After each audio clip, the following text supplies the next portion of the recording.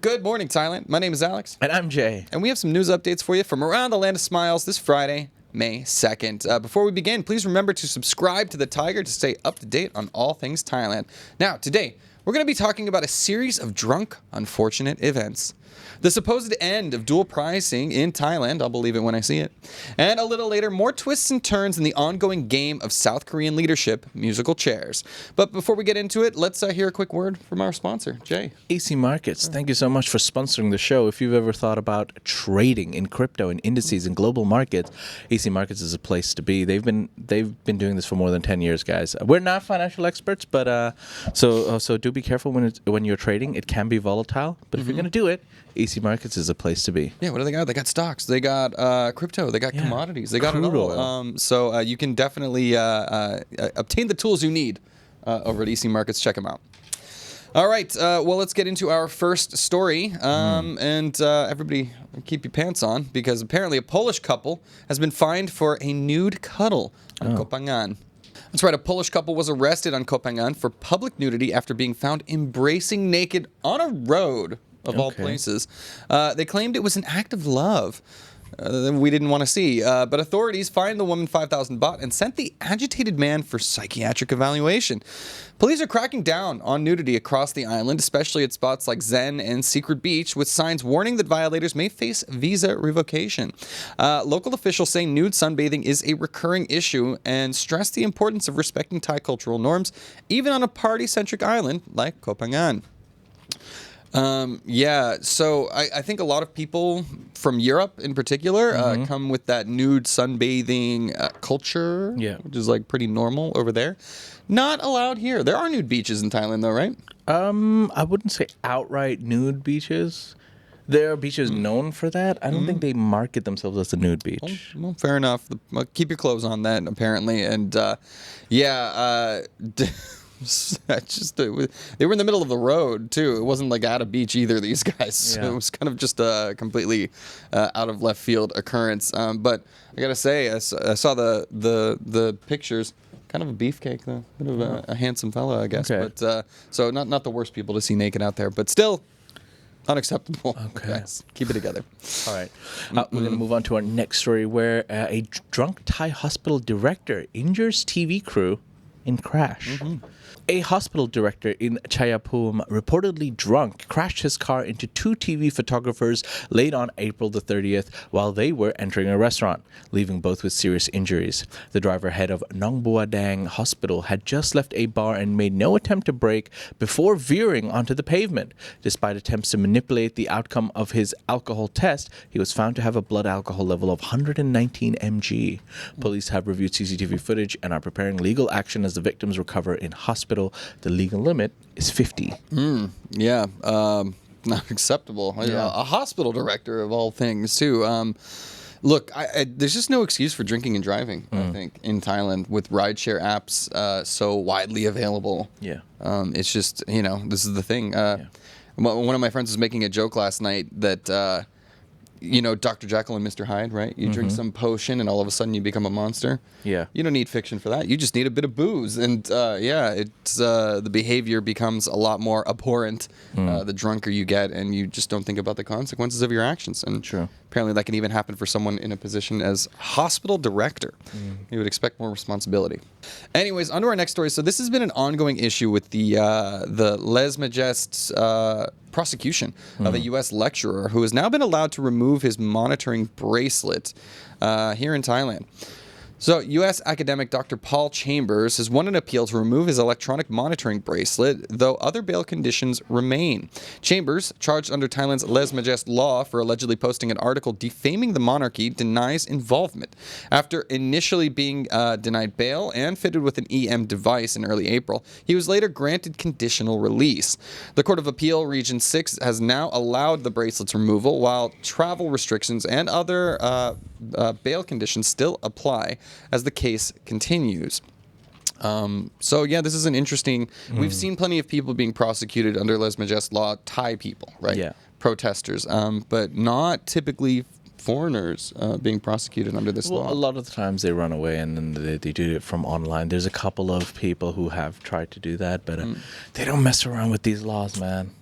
No, these are the rules. I mean, look at what happened to Move Forward Party. Right? The party that won the general election in Thailand is not in power because one of their main points that they wanted to change was the less majeste law. Right. So I'm just saying, going based off what's happened so far. And again, I'm just a guest in this country. I'm just happy to be here. Yeah. All love. Yeah. Don't deport me. That's the thing. And I mean, this guy's denying involvement with the article as well. So it's a little unclear exactly what the truth of the situation is, which is why I think it's interesting. But like, look, one thing, as a foreigner, if you're a foreigner in this country, have some sensibility and just keep your opinions to yourself when it comes to things that you don't agree with, especially regarding the less majeste law. Just keep it to yourself, right? Just don't do it. There's nothing to gain. Okay, logically, emotionally, in every way, just keep it to yourself. We're all a guest in this country. We all love it. We all want to be here. Leave it alone. I think that's fair enough. Yeah. Well, on to our next story. Shirtless. A shirtless tourist sparks outrage in Thai restaurant. Here we go. Another day, another foreigner. A drunken Chinese tourist caused outrage in Prachinburi after dancing shirtless, coughing up phlegm, and throwing money over diners for a restaurant balcony on April the 30th. The disruptive scene was filmed and widely shared online, sparking condemnation for his disrespectful behavior. Police intervened, issuing a warning but making no arrest. The incident has reignited criticism of lenient treatment towards misbehaving tourists in Thailand, with many netizens demanding stricter enforcement to protect local dignity and cultural respect in the country's tourism sector. The dancing part, possibly understandable. The throwing money part, I mean, he's throwing free money. I mean, that's a great day. The phlegm part is a bit. That's where you lose. Yeah, me. that's where you lost. Yeah, there's a reason why. Like, I don't know. It's so funny, and you hate to break into stereotypes, but the reasons why the no spitting signs are up everywhere are typically because of that. That's a very distinct thing to Chinese culture. Yes. And tourists, we don't want to see that. And when you go to certain bathrooms, like they say, like, please don't stand on the toilet seat and stuff. Yeah, there's some cultural differences and stuff, but this goes beyond. This just goes, he's just behaving like a hooligan now. Yeah, indeed. It's funny. I will tell you, there are efforts by the Chinese government to try and curb this behavior amongst the Chinese citizens that are traveling around. Like, if they are like, especially since this guy made the news, he might get in a little bit of trouble and have to be like in a cultural re-education thing where they're like, all right, bro, you're giving us a bad rap like around the world. So China does kind of take it seriously, but at the same time, I don't know how strictly that is enforced, but yeah. Anyways, just don't spit on people. I think Don't do it. It's fair enough. Do it. Well, speaking of tourists, here in Thailand, apparently the government is now vowing to scrap dual pricing for Phangangs in the land of smile. Nice. We'll see. Thailand's tourism minister has pledged to end dual pricing schemes after mounting complaints from foreign tourists about their unfair charges and scams. Triggered by a viral article highlighting frustrations over safety, overcharging, and declining tourist numbers, the ministry is now fast-tracking reports directly to the minister and encouraging use of tourist support apps. While tourist arrivals dipped slightly, revenue rose 5% year-on-year. Authorities are also seeking to expand flight access and crack down on scams, aiming to make travel in Thailand safer and more equitable for all. There we go. Cool. Well, I think it's a good thing. Have you ever been a victim of dual pricing, Jay? Yes. Yeah. And sometimes it's frustrating for me because I can speak fluent Thai and I speak to them in Thai, but if I don't have a Bat Pachachon, which is the national ID, even with a driving license or anything, you cannot get in. Even if you're a resident. Foreigner is foreigner. So it's happened to me a couple of times. It's not that big of a deal, but it doesn't feel nice, especially when you're traveling with like all your Thai friends and they're like, yeah, we got that one foreigner. All right, he'll pay 500 baht or 200 baht, and they just get in for 20 baht. Right. Yeah, that's this is a thing at like temples and national parks. It's like a thing in a lot of places, and of course, those are places where it's listed.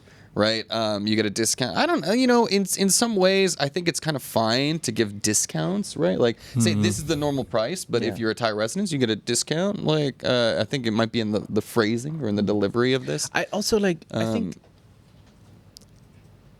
No, you can't be. I was gonna say like change the name to like tourist fee or something. Right. Yeah, like like if if you're visiting as a tourist and it's a tourist fee, that's something different. If you're a resident, like I've been here 22 years, you're gonna charge me foreigner price stuff. Yeah. Sorry to stop myself. like, you know what I mean? Like that's frustrating a little bit. But yeah. So if you're a resident here, if you have a work permit here and you're working here, but just charge your tourist fee. I get that. That I get. Yeah, it could be anything. And the other side of this coin is also how many times are we just getting charged more that we don't know about, like in situations like at the girly pubs, as Mandalik says in there, like with the girly pubs, just negotiation, my friend. Right, exactly. It's that's a matter of your own personal negotiation skills. So I've heard. Yeah. Right. Wouldn't know anything about that. Well, moving on to our next story. Thai opposition demands probe into Chinese student visa abuse. Are you abusing your visa in Thailand? Well, Thailand's People's Party has called for an investigation into misuse of student visas by Chinese nationals allegedly working illegally under the guise of education. Deputy Leader Virod claims some Thai universities are offering sham international programs taught entirely in Chinese and staffed by Chinese thesis writers, enabling visa fraud linked to the $0 business model. This model, involving nominee ownership and tax evasion, has extended into engineering and construction, raising national concerns. The Higher Education Ministry has received the petition and is under pressure to act. I don't know if the government is aware that I don't think it limits itself to only Chinese nationals. There are plenty of people here who get an education visa and are not really here for the education. I don't know if that comes as a surprise to you, but not a surprise to me. What about you? No, I think you're absolutely right about that. There's, people are trying to find all sorts of different ways to be able to stay in Thailand, and whether that's through these, there's like Muay Thai classes, cooking classes. There's all sorts of like. The Muay Thai class, okay. I mean, they kind of like live Muay Thai, but I have a couple of friends who, yes, they wanted to stay here. They got an education visa, but they actually and they are learning Thai, and they actually go and learn the Thai. Right. So I think there's like a minimum requirement, and I saw the requirements where they said like if you fail multiple times, your visa gets revoked, and if you don't show up a certain percentage of time, your visa gets revoked. Yeah. So I'm like, okay, that's fair enough. Yeah, that is fair enough. I think the problem here with this story is that this is like a completely parallel like program where like everything is being taught in Chinese. There's not really a lot of Thai influence over this at all. So it's just more of a scheme set up. But you love a good scheme. I find them interesting, at least, but I try not to engage with them. Okay. All right. Well, anyways, guys, that'll do it for our Thailand section of the news. Before we head in to the ASEAN section, we're going to hear a quick word from our sponsor. Tan, take us away.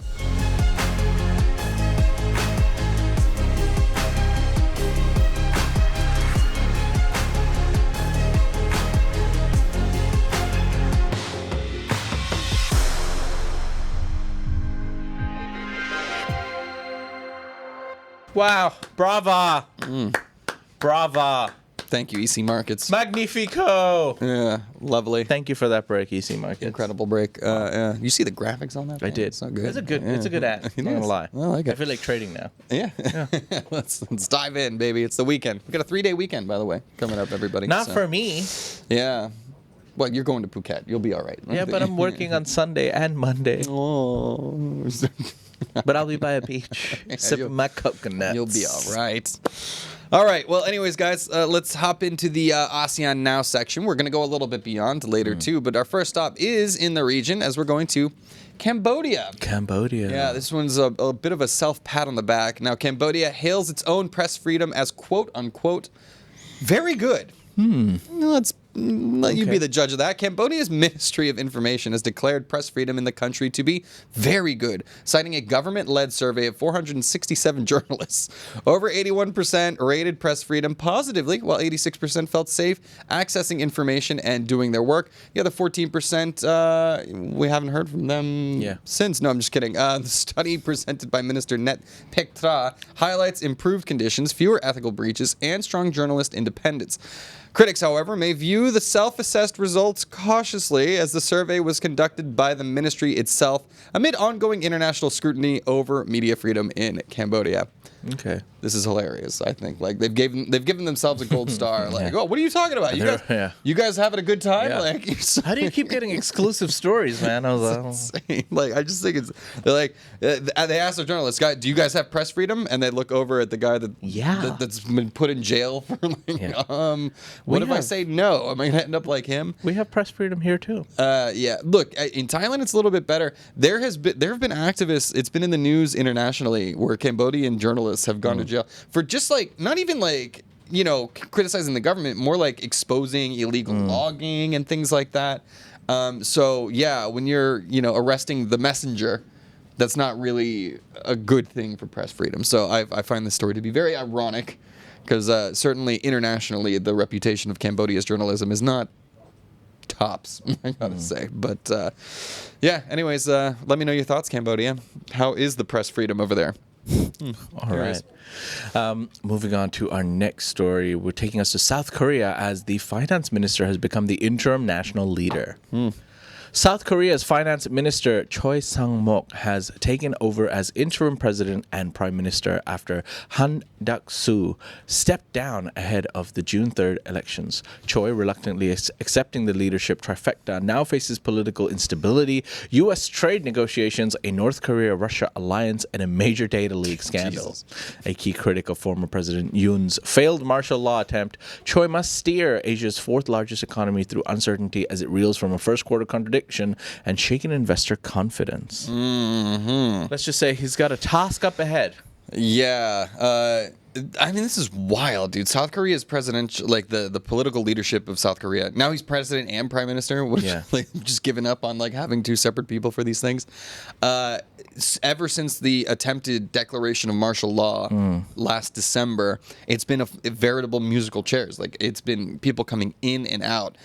This is just the latest face to get to the top, and this is of course coming from the opposition party, from former President Yoon. So the saga continues. We are not out of the woods yet, and South Korea, being such a massive economy and has a big cultural impact on not just Asia but the rest of the world, it's very important. Like we need to see, we'd love to see some stability out of the country, but it doesn't look like it's coming anytime soon. All right, our next story, we got some celebrations. Okay, to end up on our Fridays. The first one is off to Vietnam. Now, Vietnam has celebrated 50 years since the end of the war and reunification. Yeah, Alex. Sorry. Congratulations, Vietnam. Yay, Harry's happy. Vietnam marked 50 years since the end of the Vietnam War, or the War of American Aggression, you could call it, with parades, air shows, and patriotic tributes to Ho Chi Minh City, commemorating the fall of Saigon as a quote-unquote victory of faith. Communist leader To Lam hailed the reunification as justice triumphing over tyranny. The anniversary also highlighted Vietnam's complex diplomatic evolution, stronger ties with the United States, and ongoing partnerships with Russia and China. However, looming U.S. tariffs announced by Donald Trump now threaten to strain economic relations amid Vietnam's export-led growth model. Yeah. Congratulations, Vietnam. Oops. On behalf of America, I gotta tell you. No. Have you been to Vietnam? I have not had the pleasure yet. No. Oh, really? Yeah. It's a lovely place, man. I call it Saigon. Ho Chi Minh City. Yeah. Ho Chi Minh City. Excuse me. It's still SGN on the airport code. Yeah. So, but I've been to museums over there and seen horrific acts of your people. Correct. Okay. And to be honest, it's incredible that country's been so resilient to come out of that conflict. Yeah. Really bootstrap it up. Like the economy's pumping over there, and honestly, it's a very welcoming place, man. Like as an American over there, you don't really feel any hard feelings or any sort of sense of, resentment. Oh, they like just don't say it to you. Maybe. No, I think they're over it. It's been a very sweet experience every time I've been. They seem like really cool people. Yeah, it's great. I like food. Harry. Yeah, he's all right. Yeah, yeah. He's got some time. Yeah. Moving on to our last story. Papua commemorates 62 years of integration with Indonesia. On May the 1st, Papua celebrated 62 years since its formal integration into Indonesia, a day hailed by officials as a symbol of unity and peace. Acting Governor Ramses Limbong urged all Papuans to preserve harmony and support inclusive development. Events included a community fun walk and calls for the youth to reject divisive influences. The anniversary marks the 1963 UN overseen transfer of West Papua from Dutch rule to Indonesia, reinforcing ongoing efforts to solidify national cohesion. And if you're wondering to yourself that why haven't I heard of Papua before today, I don't know. Have you ever heard of Papua before? Yes, yeah. You have? Yeah. Have you really? Yeah. I know Papua New Guinea. Yeah. I don't know Papua. It's a region of In Indonesia. now. You've Yeah. never heard of that before today. You liar. I just thought it was interesting because obviously the Vietnamese reunification is the big news. 50 years. It's a big date. I just figured we'd celebrate more reunifications. Yeah. We're a news show, Jay. We got to educate the people. That's what we're here for. I'm all for it. I'm just saying, I've never heard of Papua before. I gotta now you made me feel like I an must idiot. go to Papua now. I want to go there. Yeah, Indonesia. Let's see. Yeah, where is it? Let's see it on the maps. Oh, it looks like a coastal area. It's the other half of Papua New Guinea. So like it's and I thought so I it was important. right. Yeah, okay, so I have heard of this city. Or country. Region. Oh. It's a region of Indonesia. Papua New Guinea is right next to Indonesia? Yeah. They're Asians? What? Yeah, they're like They're Southeast Asian. Yeah, they are. They're Polynesian, I think we would call them. I'm not sure. Somebody correct me, but I thought I never really thought about where Papua New Guinea was in the world, but yeah. It's just down there. It's just down there. Yeah, right in between us and Australia. Yeah. Okay. We're getting there. All right. We're learning stuff today. We're learning stuff today. Well, all right, guys. Let's wrap up the show, Jay, shall we? Yeah. All right. Well, ladies and gentlemen, that's it. Those are some of the stories from across Thailand today. You can find more stories on thetiger.com or join in any of the conversations at Thailand's largest forum. ASEANnow.com. That's right. Please subscribe. Subscribe. You'll make Alex us. happy. Yeah. Don't you want to make this guy happy? Look at his shirt. Woo! Look at the extent he's willing to go to. Indeed. Well, anyways, let's dive into the comments and see what people have to say. If you like that story, please like and subscribe. And for more Thailand news, follow us on Instagram, YouTube, or TikTok at The Thaiger, or you can go to thetiger.com and join the conversation.